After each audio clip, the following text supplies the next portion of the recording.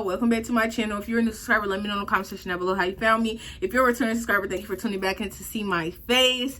And as y'all can tell by the title of this video, we are going to be doing a book review for the first time on my channel. I know I've been gone for some months, but your girl was getting her life together, her life is together, so now we have time to upload. And the first book we are doing is the Bridgerton's book, Romancing Mr. Bridgerton, the Penelope and Colin story by Julia Quinn. Y'all, I watched Queen Charlotte like the day it premiered. I was like, you know what? I've been seeing clips on this thing online all over the place. Let me just go ahead and watch because, you know, the main couple was giving. Queen Charlotte ate down. She did what she had to do. Her and Farmer George, yeah, me and them like this. You know what I'm saying? So I was like, you know what? Let me go ahead and watch Bridgerton. People have been telling me to watch it for a while. While I was in school, I did hair as a side hustle, and one of my clients whose hair I was doing, she was watching season 2, and I'm not gonna lie, while I was doing her hair, I was a little hooked, but for whatever reason, I just didn't go ahead and watch it on my own. So I did go ahead and watch it, you know what I'm saying? And it was cute. It was cute.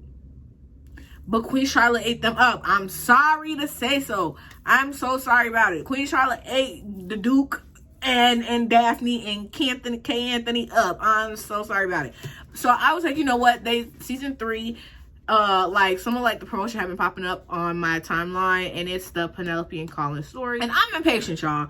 They did not say when this was coming out. You know what I'm saying? They did not let us know like at like a release date, a certain amount of time, whether it's going to be at the end of 2023, beginning of 2024. And I'm impatient. I want to know what's going on. Then I found out, you know, there is a book series that the show is based off of. Clearly, it doesn't follow everything down to a T, but I was like, you know what? They say a lot of the major events that happen in the book do happen in the show, so I would still get like a sort of kind of idea about what season 3 would be about, so I can get like a little taste, a little nibble, because it's rare you see a plus size girly that's supposed to be like a young adult that's holding it down, being the main love interest. Like it's rare that you see it. And in my head, I'm thinking, how are they gonna redeem Colin?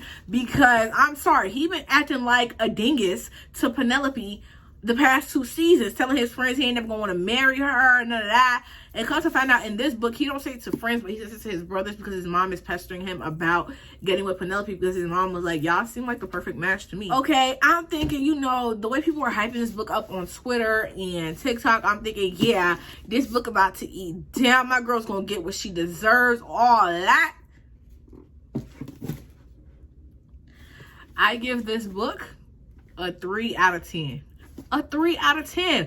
I wanted to like it so bad because everybody else was raving about it, but it just didn't give. Like, the girls is lying to themselves. This is not a good book. It actually makes me irritated with Colin even more, because first of all, this book takes place when Penelope is 28 and Colin is 33. So not when they first meet, not a couple years after they first meet, and they're like 21 and 24. However, what's the age difference? 5 years, 21 and 26. They're both a little bit older, a little bit wiser. They realize, you know, we've been friends for a couple of years. I really enjoy being around you. Let's get to know each other and maybe see where this thing goes. No. It happens 12 years later after they've already met. Colin is away at Greece. He comes back. He got a fresh tan, you know, and he's feeling very unsatisfied in life. He feels like he has nothing to show for it. Like, his brother has his title. His other, like, Anthony has his title. Benedict has his art. And Colin's like, I don't have nothing. I have nothing. Like, when I die, there's nothing to show for it. So he's feeling very incomplete in life. You know what I'm saying? While Penelope been Lady Whistledown for like a decade and some change, she's very satisfied with life. She still wishes she could find a husband, but she has, you know, resigned herself to the fact that she thinks she's gonna die an old maid. Like, her and Elise are like, yeah, we're just spinsters. We're gonna just die with no husband. Her mama don't even think she's gonna find a man. Her mom's like, yeah, we're just gonna get old together. You're gonna take care of me until I die, and then that's just what it is. You ain't got no man, you ain't got no kids, you ain't got nothing better to do but take care of me. And in the book, Penelope has a younger sister named Felicity who is on the marriage market. She is 21. She's getting along really well with some dude, and like that's basically who people are like gauging her to end up with. He hasn't proposed just yet, but the reason I'm not giving this book a 0 out of 10 is only because of the ending, like not the ending scene, but the scene where Colin reveals to the Ton that Penelope is Lady Whistledown. And that's the only reason I'm not giving this thing a 0 out of 10, because his little speech there was cute. I enjoyed it. I'm not gonna lie to y'all. I enjoyed that speech. It was cute. It showed that he did genuinely love her. But throughout the book, I just kept thinking to myself, why do you want to be with this man? Because all he kept doing was making slick comments. Like, oh yeah, he might have been like looking after her and giving her longing stares in the background when she wasn't even paying attention. Child. They are in like the drawing room at I think her house, right? And they're talking, and you know, Colin's basically saying he thinks that what's her face, Eloise is Lady Bridgerton. I mean, it's Lady Whistledown, and all this other stuff. And they end up kissing, because Penelope is kind of like, I have never had a kiss. I don't think I'll ever have a kiss for real. Like, just kiss me. Like, even if it ruins me, like, you know, I don't think I'm going to end up with anybody anyway. So Penelope tells Colin to kiss her. Colin does it, and he's kind of like, whoa, like, wow, like, hold on, like, I actually enjoy this. You know what I'm saying? And he's like, why do I enjoy this so much? Yada, yada, yada. And then the next time they have an intimate scene is when he finds out she is Lady Whistledown, after he follows her to a church. And, you know, they're in his carriage. He's taking her home. And they're arguing. All of a sudden, they start making out. Okay, they're making out. He done pulled her dress down some, touching on her, you know, goodies up top. And she's like, he done pulled his shirt out his breeches, and she's rubbing off on his back, and he's feeling this even more. And then all of a sudden, they realize, oh crap, the carriage has stopped. We have reached your house. Let's make ourselves presentable. They ain't doing such a good job. And so Penelope's getting out the carriage, and she's like, you know what, you can head out. I don't think anybody saw you besides like maybe the butler or whatever, but he don't really say too much, but just go ahead and go before anybody else sees you. And Colin's like, why would I go? I need to go ahead and ask your mom for your hand in marriage. No, he's like, I'm coming inside. And Penelope's like, why are you coming inside? And he's like, he's like, are you gonna marry me or not? That's the proposal? That's how you propose to her after 12 years? After making out with her in a carriage? And she's telling you to go home, and you just said, are you gonna marry me? Because she was trying to figure out why you trying to come inside her house. That's how you propose after 12 years? And it's not like Colin did not know Penelope had a thing for him. It would be one thing if Colin was just completely oblivious. You know what I'm saying? He was completely oblivious. He didn't know that Penelope liked him. And, you know, he's just like, he was nervous about, you know, getting to know her in this way, because in his head, Penelope has never seen him that way, the same way he has never seen her in that way. No, he knew Penelope liked him. He even admits to her that he knew that she liked him when they're about to have their first time. Them getting intimate a third time was when they do, like, you know, the do on their engagement party night, right? They get into an argument because Penelope releases another Lady Whistledown newsletter during their engagement party, and he goes up to their room because, you know, everybody's trying to figure out who Lady Whistledown is. That's like the big plot of this book. People are trying to figure out who Lady Whistledown is, right? Because Lady Danbury said, I'm gonna give you £1,000 if y'all figure who this is, who this is out, or whatever, right? And I think back then that's like what, 10 bands, something like that, or I don't even know. And Penelope ends up releasing one more column because Cressida lies and tells the Sun that she is Lady Whistledown, and Penelope she ain't gonna let it go like that. She's like, if anybody else wants to claim being Lady Whistledown, I don't care, but it won't be the girl that bullied me and made my life hell. And you know what? I don't blame her. And throughout the book, Colin's just very, like, rude and nasty when it comes to, like, the Lady Whistledown thing. And, you know, I would understand if this book followed the same plot of the show, where Penelope outs Lady Crane for being with child and being unwed. When her and Colin were going to get married, I would understand if he was acting that way. If in this book Penelope tells the Ton about Eloise's relationship with that boy in the market, like, I would understand his irritation with the whole Lady Whistledown thing if those had happened in the book. None of those things happened in the book. Penelope actually speaks very highly of everybody in his family. She never says anything rude about them. She calls Colin charming multiple times throughout the Lady Whistledown columns, and in the 12 years, Penelope actually makes fun of herself constantly in the Lady Whistledown thing, which is why I think a lot of people did not, you know, suspect her. And so if Colin was being rude to her when it came to Lady Whistledown because of the stuff that happened on the show, I would get it. But the fact that those did not happen in the book throws me for a loop. You know what I'm saying? And the reason we learned that he's being so rude to her when it comes to Lady Whistledown is because he's jealous. Like I told y'all earlier, Colin came back from Greece. He's feeling very unsatisfied with life. He feels like everybody, all the men in his family, excluding, you know, the little young boy, has something to show for being a man. Like Anthony has his titles that will pass on to his children, and he handles the finances for the family, the girls' dowries, all that good stuff. And Benedict, he has, you know, become like this well-known artist. People go to galleries to see his art and all that good stuff, and he just feels like he has nothing to show for it, right? And come to find out, throughout his, you know, world travels, Colin has been writing in a journal describing everything, and Penelope finds this journal, and she's like, wow, this is really good, you should publish it, and this, that, and the third. And we come to find out, you know, he's jealous that Penelope was so brave as a woman to publish something out in public, making fun of society, while he's been too scared to publish his own work as a grown man with the money, the accolades, and the social capital to do so. And so I'm like, you're being rude to the person that you supposedly love because she got more balls than you? Because she's braver than you? And then Penelope tries to encourage him all the time. And even when he tells Penelope, like, he's essentially jealous of her, Penelope was like, I don't know why you're jealous of me. You can easily do it. Like, and even if the whole world doesn't buy it, me and your family will buy it, and that'll be enough to sway other people. And then they'll see how great you are when they finally read the doggone book.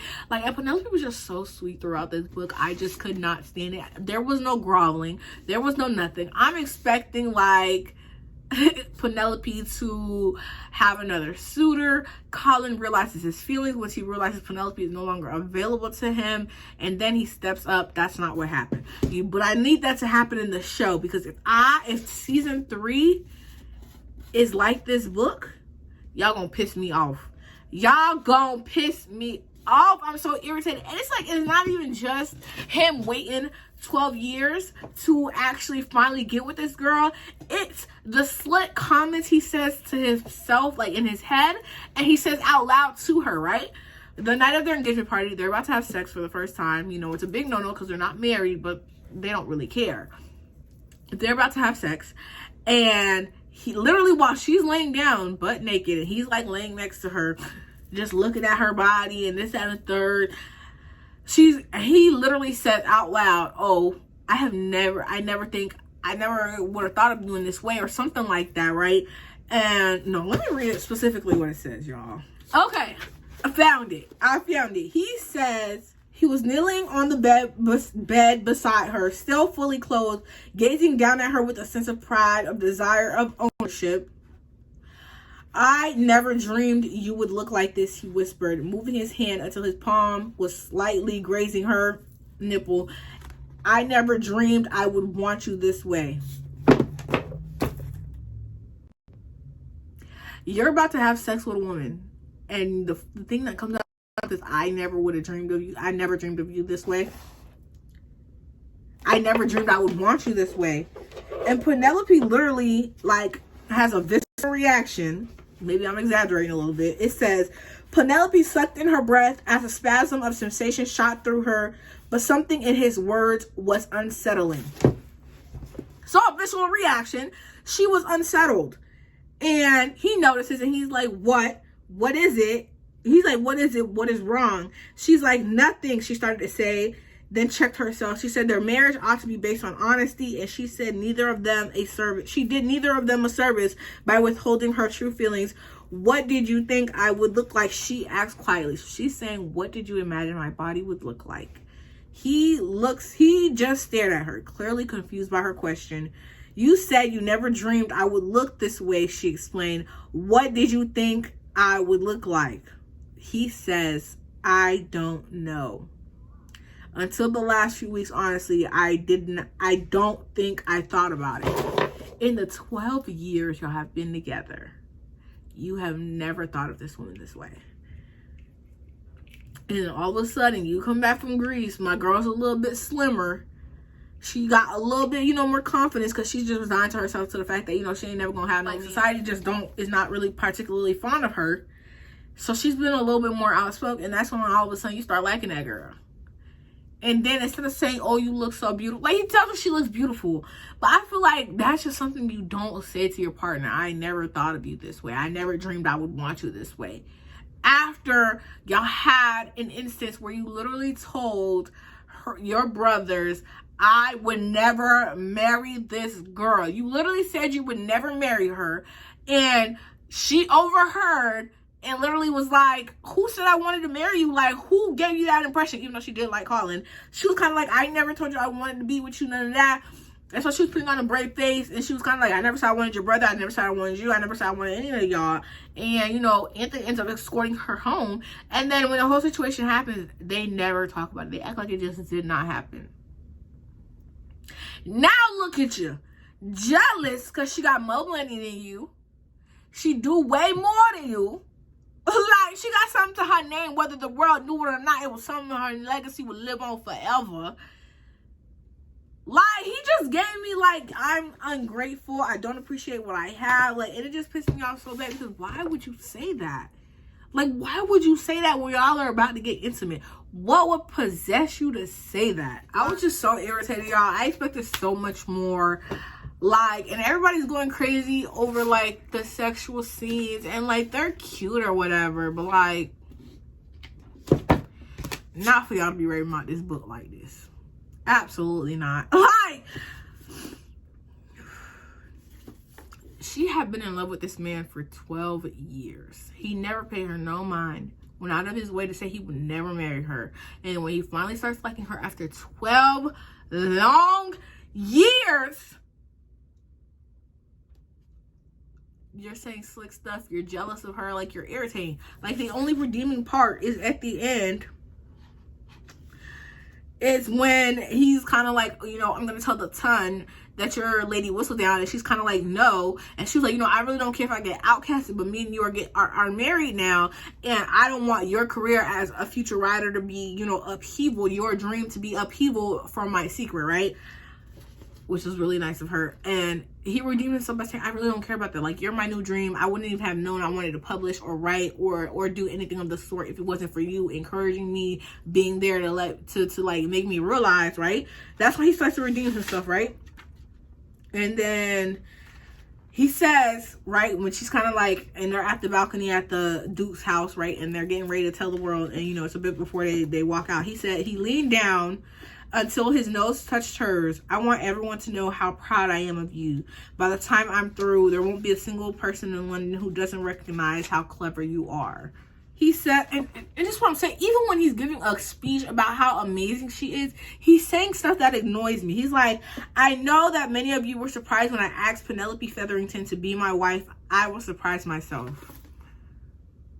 Is it so surprising that somebody would want to be with Penelope, fat and all? Like, the girl was so pretty with her gorgeous orange ginger hair, stunning cute eyes. She learned how to finally dress herself so that her clothing complemented her, you know, her overall skin tone and hair tone and all that other stuff. She's smart as freak. Like, even if you didn't know she was Lady Whistledown, there's a reason your sister, who is so smart and so loud and outspoken, was friends with somebody like Penelope. They weren't just friends for no reason. And even when you're giving a speech about, you know, how amazing she is and how clever she is, you're talking about, yeah, it was a shock to all of us that I married this girl. And I know this is supposed to be so romantic, but it's like little slick comments like that. I feel so backhanded. I feel like I can't even enjoy the romance for real.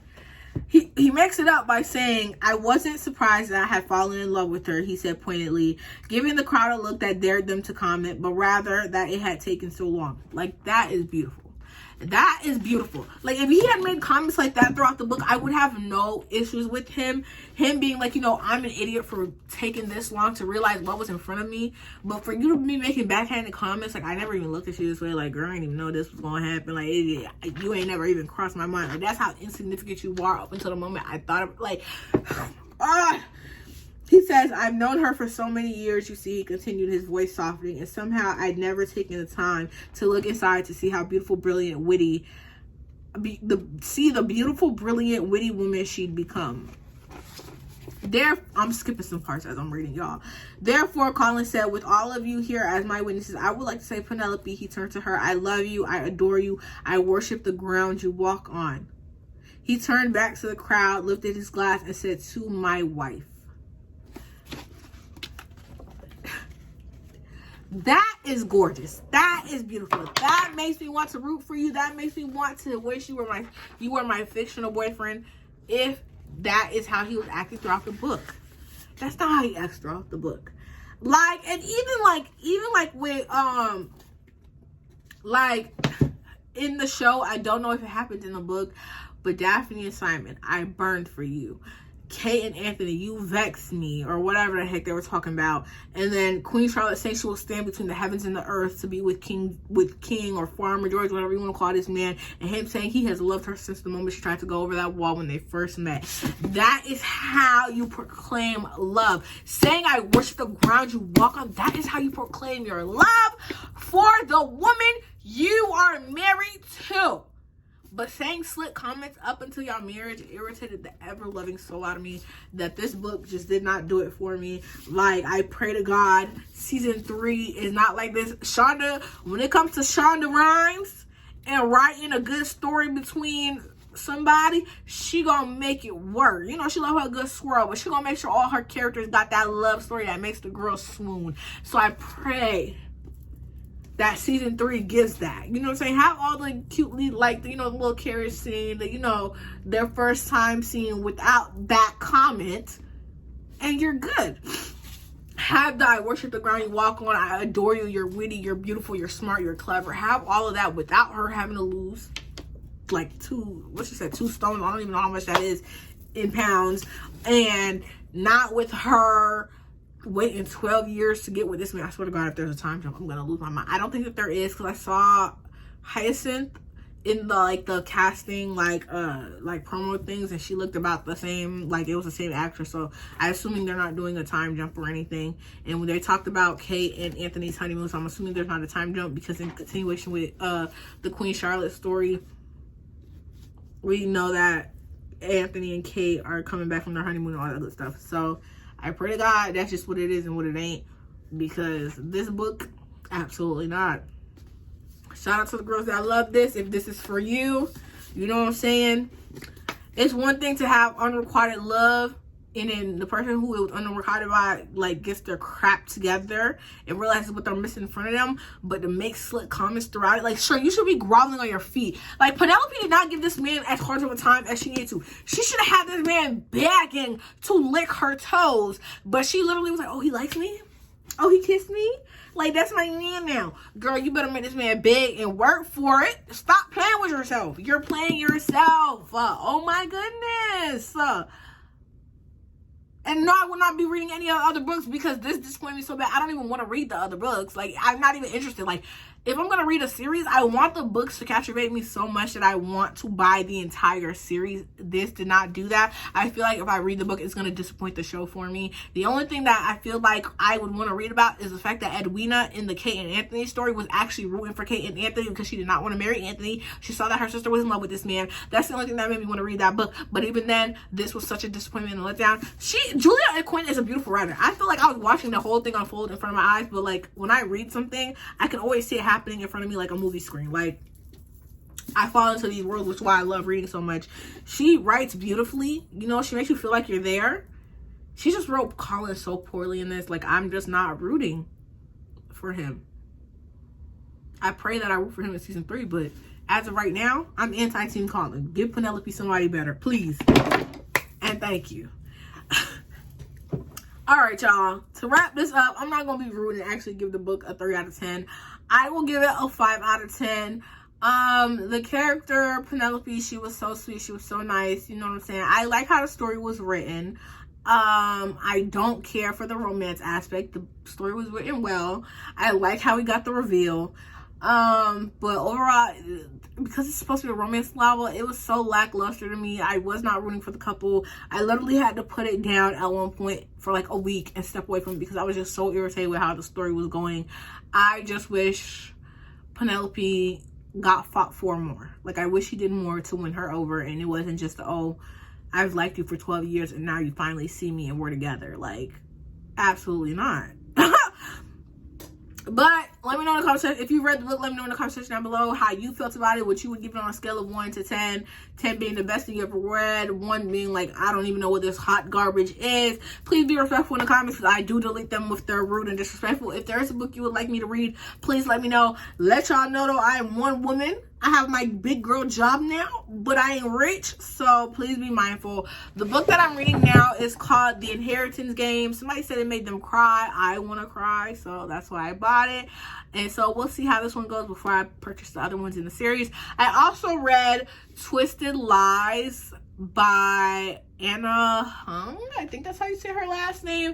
And I also read King of Wrath from her, and I just bought King of Pride. King of Wrath and Twisted Lies were good. I enjoyed them. Nothing spectacular about them. Nothing that made me want to reread them or I was so enthralled by them. But they were good reads. If you guys want a more in-depth review on them, let me know and I will do that for you. So yeah, the next one will either be the Inheritance Games or King of Pride review, or Twisted Lies or King of Wrath, depending on what you guys pick in the comment section down below. But I'm so sorry I've been gone for so long. I'm gonna try and be more consistent. I don't make any promises. You guys know I post sporadically. You will see me for about 3 months and then I'll disappear for another 9. So yeah, welcome back to my channel. I hope you guys missed me and are more excited to see me. I do have some old footage from movie reviews or movie commentaries I did with my cousin, so if you guys do want to see those, let me know and I will finish editing and post them. If not, we can just leave those in the dust drawer for future use. So yeah, I will see you guys next time. Make sure you like, comment, subscribe. Bye. Cause I know that you're still ballin'. She just wanna go back to the future, so I brought that girl a DeLorean. 21 minutes until I gotta go, so I told that girl I'm gonna slide.